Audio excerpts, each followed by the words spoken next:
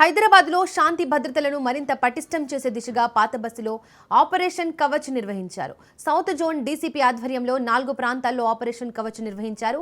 ఇందులో భాగంగా ముమ్మర వాహనాల తనిఖీలు నిర్వహిస్తుండగా అక్రమంగా మద్యం అమ్ముతుండగా పట్టుబడి 40 బాటిళ్లకు పైగా స్వాధీనం చేసుకున్నారు.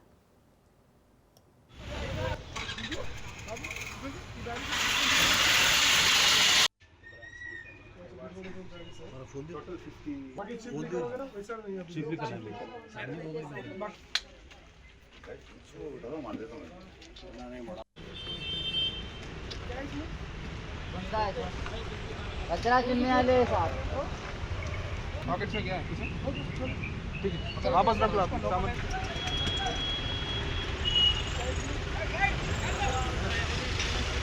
इधर आटा भाई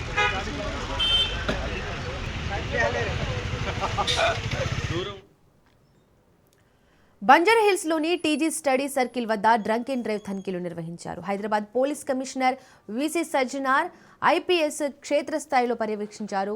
డ్రంక్ అండ్ డ్రైవ్లో పట్టుబడిన వారితో మాట్లాడి మద్యం తాగి వాహనాలు నడపడం వల్ల కలిగే అనార్థాలను వారికి వివరించారు.